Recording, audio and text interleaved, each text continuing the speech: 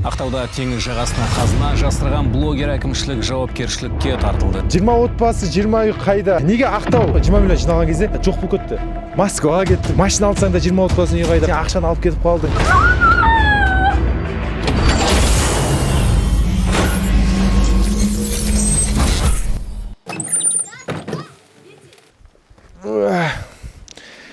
Жиырма отбасы, 20 отбасы, 20 үй. Барлығын сұрағы сол, әрбір қазақ үйлі болуға лайықты деген жауабымен бастаған 20 отбасылық 20 үйге бүгінгі видеода барлық сұрақтарыңызға жауап беретін боламыз. Басынан бастайықшы, неге бұл 20 отбасы 20 үй деп айтылды? Қандай арман? Білесіңдер, мен бір емес 20 үй жоқ отбасыға үй бергім келеді. Егерде сен 20 отбасыға қуаныш сыйлағың келсе, бізбен бірге бол. Менің дайрегіме көптеген көмек сұрайтындар келеді. Мен барлығына бірдей көмектесе алмаймын. Асықпай. И сосын ойладым, бір отбасы емес, сразу 20 отбасыға берейін деп 20 үйлі жатақхана таптым. Тез айтайын енді, түсініксіз болсын. Крыша газеттен таптым. 30 миллион теңге деп тұрды. Мен халықтан сразу менің сөзіме ғана сенді да, бір жақсы жері. Менің сөзіме ғана сеніп, бір күнде 20 миллион жинадық. Кірем, іздеймін, ол үй сатылып кеткен. Ал енді іздеу. Тек қана Алматыға емес, Астана, Шымкент, бүкіл қаладан іздедік. Онда үй бағаға, онда 20 миллионға 20 комнаталық жатақхана табу мүмкін емес.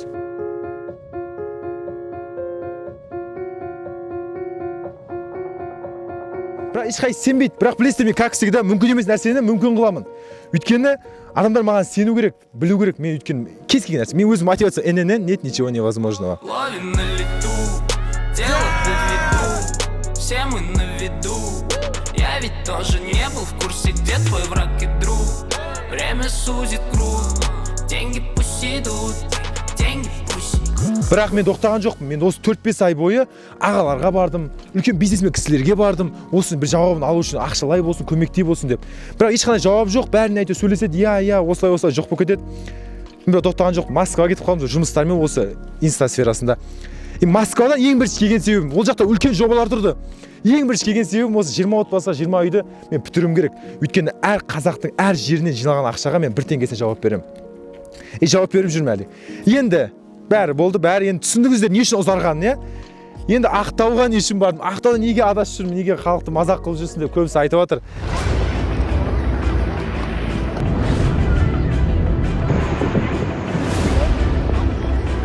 Ешқандай мазақ емес, достар. Мен өзім айтқан батысқа ең бірінші барамын деп, өйткені Ақтауда өмірімде болмағам. Ал бірақ осының бәрі, осы планның бәрі біз сағат тықпай тұрып, мен алдына ұйымдастырғам. Ақтауда Жаңаөзен деген қала бар. Мен сағатын тықпай Жаңаөзенге барып, мен өзім командаммен үйді алып қойдық. Көресіздер, барлық түсінбей жатқан жарсыз сразу. Үйді алып қойдық. Енді қандай үй түсінбей жатыр? Сен қазір көбісі айтатын шығар қазір енді. Сен қазір бағана алдында Ақтаудағы артын жабу үшін ешқандай ондай емес. Ақтауда просто сағатын тықтым. Давай неге позитивті ойлайықшы, давай сағатын тықтым. 20-30 адам келеді деп ойладым. Бірақ өте қатты сағынып қалған екен. Мен де өте қатты сағындым. Ақтауды сездім. Ол жерге үлкен адам жиналды. Мен үйде жаңалықтарға өзі шығады деп ойлаған жоқпын. Бәрі шулап мазақ қылып жатсың деп. Әр нәрседе өзі қазақтың әйтеуір намысын пайдаланып қалады да жаман нәрсеге, жаман ойға іріткі салуға. Қарапайым қазақ деген атпен танымал Нұрдәулет есімді блогер өз оқырмандарына тосын сый жасау үшін Каспий теңізінің жағасына қымбат маркалы сағатын жасырып, оны әлеуметтік желіде жар салған. Бірақ біз іріткі салмайды, біздің білесіздер енді өзіміз, маған бәрібір, мен бәр нәрсені өзім істеп келатым ба, өзім әр нәрсеме жауап беремін.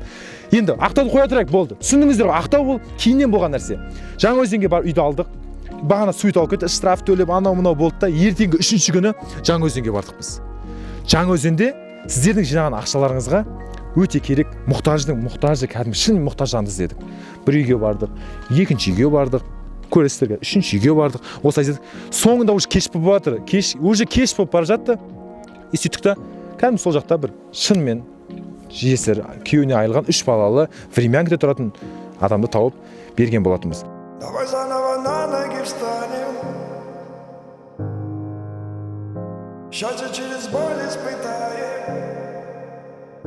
Под ногами медленно. Неге Жаңаөзен, неге батыс деп ойлайтын шығарсыздар? Өйткені батысқа бір рет бардым. Неге Жаңаөзен? Біріншіден, Жаңаөзеннің батыстың қазақ еліне деген пайдасы, еңбегі зор екен білесіздер. Және де қазір енді бағана шығып жатыр ғой, танысына береді, анау өзінен бастайды Түркістан облысы. Мен ешқандай бөлінбеймін. Рудан бөлінбеген жиналған дейді ғой. Сондықтан да ең бір Жаңаөзенде мен бір танысым жоқ, досым жоқ. если что дәлелдегім келді да, мүмкін емес. Қазір күліп жатқанша 20 отбасыға 20 әпере алмайды деп. Бұйырса осы 2021-де біз барлығын әперетін боламыз. Енді давай көп сөз, Жаңаөзенде қалай болған барлығын салатын боламыз. Кішігірім қызық. Заново на ноги встанем, заново встанем, счастье через боль испытаем. Ал достар, енді бұл Жаңаөзен қаласында қазір іздеп жатырмыз, көріп жатырмыз көптеген отбасылар, барлығы жақсы үйде тұрады. Бірақ қазір ол кіріп жатқан отбасымыз жалғызбасты ана, жалғызбасты ана, 3 бала шағасы бар. Мектептің әуелін тазалайды екен. Қазір кіріп көреміз, сөйлесіп көреміз. Егер осы адам лайықты болса, Жаңаөзен қаласында болса, кісіге беруіміз мүмкін, бірақ мүмкін тұрмыз. Ол өзінің үйі емес, біріншіден жалдап тұрады. 41 нәрсе мың айлық алады, 20 мың квартираға. Саламатсыз, қалайсыздар? Амансыздар, кірсек бола ма? Қалайсыз? Атың кім? Атың кім? Рахман. А? Рахман. Рахман? Әшел, атың кім? Бейбіт. Бейбіт? Кім аты? Бейбіт. Бейбіт. О, молодец. Үшінші қызыңыз бар ма? Жолдасыңыз қайда? Өзім қайтты. Атың кім? Батыр. Рахман. Рахман? Не? Өскенде кім боласың? Өскенде кім боласың? Электрик. Негізі осы одан бұрын қайда тұрдыңыз? Одан бұрын ар жақта времянкада тұрдым. Времянкада тұрдыңыз, ол жақта да. Өзіңіз қайда жұмыс істейсіз? На 17 мектепте. 17-де тұрдым. Не болып жұмыс істейсіз? Оласы прошлый жұмыс. Біз енді мемлекет емеспіз. Бұл өзіміздің қарапайым, мен өзім Инстаграм желісінде жүрем, блогермін. Қарапайым халықпен біз ақылдасып қарап жүрік осындай отбасыларда керек. Негізі мен бір 2-3 ай бұрын осы нені жинаған болатынмын, кішігірім ақшаларды, чтобы көмектесетін адамдарды іздеп жүрдім да. Именно мен осы Жаңаөзенде мен бір танысым жоқ. Жаңаөзен бір танысым жоқ, мен өзім әдейі. Айтады ғой, туысқандарына береді, таныстарына береді. Именно мен әдейі Москвадан келесіп Жаңаөзенге келдім да. Біз бағана бүкіл отбасыларды қарадық.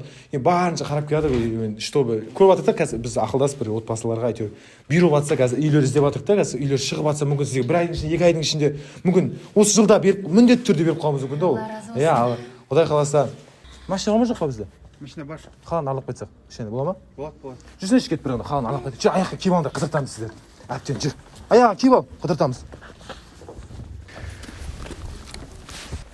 Айтпақшы, түсінбей жатқан жандар болса, ол кісілерге біз үйді береміз деген жоқпыз. Біз өзімізге керек жанды іздеп оттық. Мұқтаж жанды. Бардық, қарадық. Біз айттық, я Құдай қаласа 2-3 жылда береміз деп. Соның өзіне қуанып жылағысы келді. Мен айттым, бәрі нормально, мен айттым, жүріңдер біздің ағамның үйіне қонаққа барайық деп. Бірақ ол ағамның үйі емес тұғын. Сол кісілерге бұйырып тұрған үй еді. Отыр, кеттік жүр. Қойш, молодец. Ал келдік.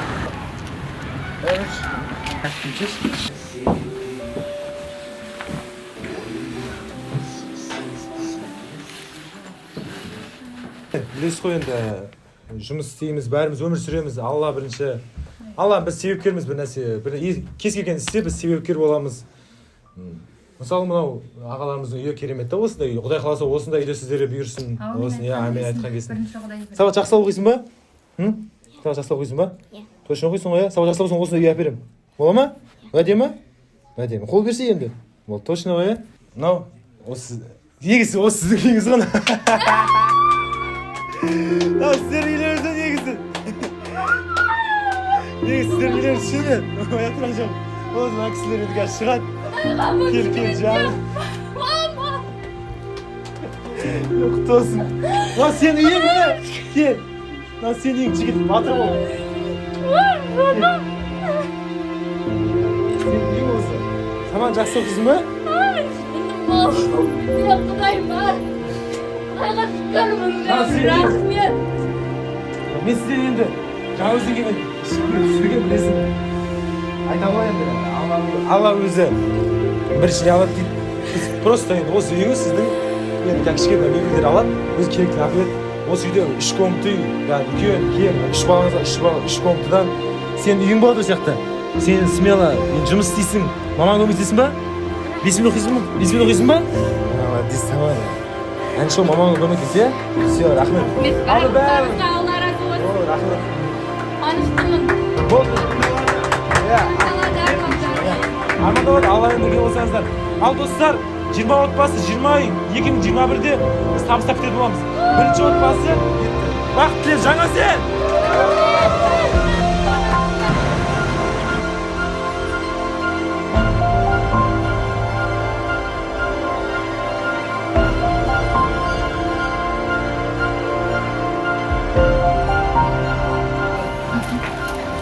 болды ма?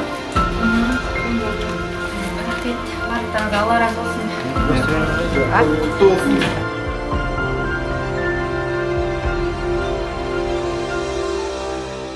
Өте керемет қуанышты сәт, қуанышты сезім.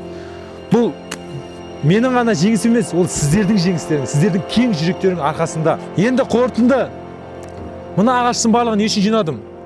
Егер осы ағаш сияқты бірігіп, тек қана халық емес, қалтасында ақшасы бар бауырлар, бизнесмен ағаларымыз, үлкен ағаларымыз болса, халыққа көмектесем деген. Мен Нұрдәулет, қарапайым қазақ, әрдайым көмектесуге дайынмын, күтемін барлықтарыңызды. Әрбір ауылды көтерейік. Мен жамбасам лапылдап, сен жамбасаң лапылдап, біз жамбасақ лапылдап, аспан қалай ашылмақ дейді. Осылай егер біріксек, біз білемін, ұзақ жанамыз, ұзақ болады өмірі. Еліміз аман, жұртымыз тыныш болсын. Енді мен күшті қылып сөйлей алмаймын, бірақ не айтқым келгенін түсінсеңіздер болды. 20 отбасы, 20 үй ғана емес, одан да көп отбасыға берейік. Сіз сияқты бауырлар, ағалар болса, мен білемін, одан да көп отбасыға берейік. Біз халықпен біргеміз. Ал достар, рахмет. Кішкене түсінсеңіздер болған деймін. Қандай қимыл мынау, не айтады мына бала? Жабайы ғой расында өскен жері дала. Мамандығы әнші емес, мүлдем басқа сала. Кім не десе де мейлі. Естігенмін, естіп келем, әлі ести берем.